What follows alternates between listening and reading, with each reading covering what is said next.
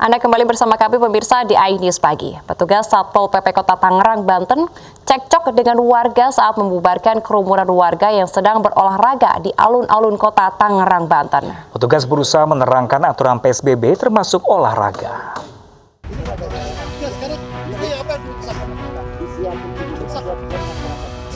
Adu mulut terjadi saat sejumlah warga yang sedang berolahraga di lapangan Ahmad Yani, alun-alun Kota Tangerang, Banten, ditegur oleh petugas Satpol PP. Petugas Satpol PP berusaha menerangkan aturan PSBB, yakni pembatasan beraktivitas di luar rumah termasuk olahraga sesuai aturan protokol kesehatan COVID-19. Petugas juga melarang warga berolahraga di dalam lapangan karena lapangan masih dalam tahap renovasi. Namun warga bersikukuh ingin melanjutkan aktivitas olahraga mereka. Ketegangan mereda ketika petugas Satpol PP memberikan tenggat waktu kepada warga untuk melanjutkan olahraga untuk kemudian meninggalkan lapangan. Tiap pagi dan sore kita standby-kan di sini agar masyarakat tidak menggunakan dulu lapangan alun-alun Ahmad Yani ini karena di sini proses pekerjaan juga belum selesai, masih berjalan. Kemudian yang kedua juga Kota Tangerang ini masih berlaku PSBB, sehingga kita melarang masyarakat atau kita membatasi masyarakat untuk berkumpul di area ini. Proses perbaikan lapangan Ahmad Yani yang menjadi alun-alun Kota Tangerang masih terus berlangsung sehingga ditutup sementara. Di saat bersamaan, penutupan sementara lapangan juga untuk menghindari kerumunan warga yang berpotensi menimbulkan klaster baru COVID-19. Dari Tangerang, Banten, Sukron, iNews melaporkan. Pemirsa, 2 orang ASN dan sejumlah warga di Kabupaten Pasaman, Sumatera Barat terjaring razia masker. Para pelanggar dikenai sanksi sosial dengan menyapu dan membersihkan terminal bus.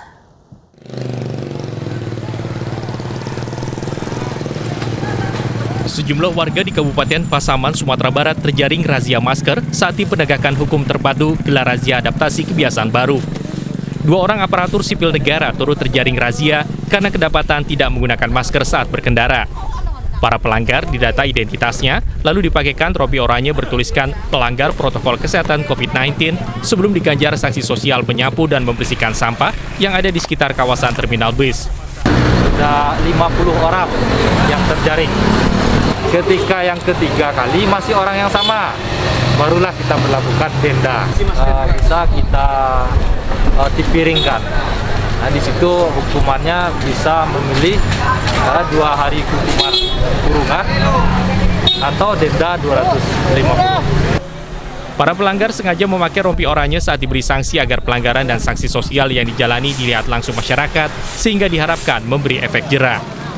Dari Pasaman, Sumatera Barat, Wahyu Sikumbang, iNews melaporkan. Sementara itu, pemirsa, Kementerian Kesehatan menyatakan penggunaan masker saat pandemi COVID-19 akan berlangsung hingga tahun 2022. Oleh karenanya, pemerintah akan terus mengkampanyekan penggunaan masker. Kementerian Kesehatan menegaskan penggunaan masker di tanah air akan berlangsung hingga tahun 2022 demi mencegah penularan virus corona. Dirjen Pencegahan dan Pengendalian Penyakit atau P2P Kementerian Kesehatan Ahmad Yuryanto mengatakan penggunaan masker sangat diperlukan sekalipun vaksin akan mulai diimplementasikan oleh pemerintah. Vaksin menjadi secondary prevention atau hanya bersifat pencegahan sakit yang berat. Pemerintah akan terus kampanyekan pemakaian masker. Banyak manfaat yang didapat dengan pemakaian masker, diantaranya angka penyakit karena infeksi saluran pernapasan menurun signifikan. Oleh karena itu, penggunaan masker ini masih akan terus kita kampanyekan. Bahkan perhitungan kami sampai dengan tahun 2022 pun kita masih harus menggunakan masker. Ada keuntungan yang secara langsung sudah bisa didapatkan dari bidang kesehatan. Saat ini dengan semakin banyak masyarakat yang menggunakan masker, maka catatan kami angka kesakitan karena infeksi saluran pernafasan akut menurun dengan cukup signifikan. Yuri menambahkan masker kain merupakan pilihan terbaik untuk digunakan masyarakat, apalagi masker kain mudah didapat dan diproduksi. Dari Jakarta, Ade Firmansyah, iNews melaporkan. Pemirsa, setahun pemerintahan Joko Widodo dan Ma'ruf Amin, pandemi COVID-19 mengganggu kinerja pemerintah. Ratusan triliun rupiah digelontorkan untuk menanggulangi COVID-19.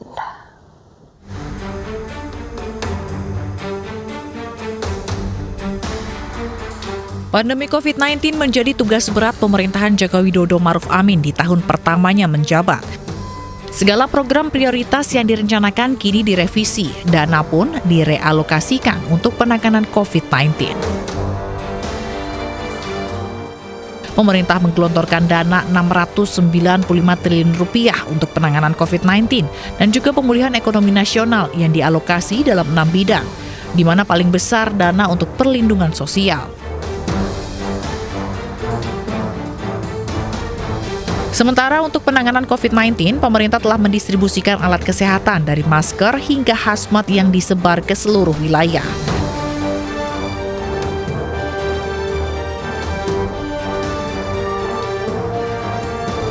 Sedangkan pelacakan digencarkan untuk mencegah penyebaran melalui uji spesimen.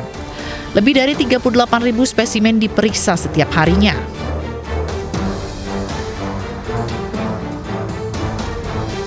Walau segala kebijakan telah dikeluarkan pemerintah, nyatanya laju kasus COVID-19 di tanah air tidak menunjukkan tren menurun sejak teridentifikasi sejak awal Maret 2020.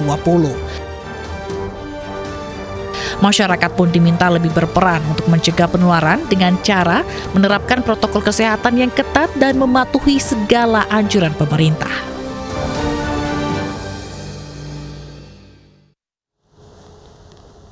Pemirsa, gejala gizi buruk atau yang dikenal dengan stunting masih terus menghantui anak Indonesia. Ya, oleh karena itu kampanye berbagi kebaikan digelar untuk menyalurkan paket nutrisi bagi anak-anak di 8 daerah di Indonesia.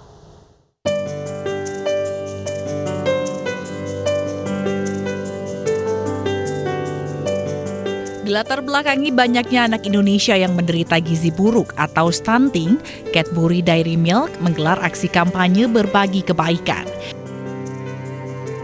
Aksi tersebut dilakukan dengan menyalurkan paket nutrisi yang diperuntukkan bagi anak-anak di 8 daerah di Indonesia, seperti Aceh, Melabu, Medan, Jakarta, Lembang, Semarang, Bali, dan Flores. Cadbury Dairy Milk juga bekerjasama dengan kitabisa.com dan SOS Children's Village. Acara ini sebagai bentuk komitmen Cadbury Dairy Milk dalam menjaga semangat kebaikan bagi sesama. Tidak hanya itu, konsumen pun dapat berpartisipasi dalam Cadbury bagi kebaikan dengan melakukan pembelian produk Cadbury. Nantinya masyarakat juga bisa diingatkan bahwa indah dan nikmatnya berbagi gitu, Mbak. Karena kami percaya sebenarnya orang cuma perlu diingetin kok kalau berbagi itu ada perasaan yang nggak bisa digambarkan dengan aksi atau tindakan yang lain. Dengan dihelatnya acara ini diharapkan dapat membantu pemenuhan nutrisi anak Indonesia, serta mengajak sesama agar senantiasa melakukan kebaikan. Dari Depok, Jawa Barat, Putri Melati, Eka Ruspanda, iNews melaporkan. Antisipasi munculnya konflik dan kericuhan pada Pilkada 2020 mendatang, Polda Kalimantan Tengah menggelar simulasi. Selengkapnya sesaat lagi, tetaplah bersama kami di iNews Pagi.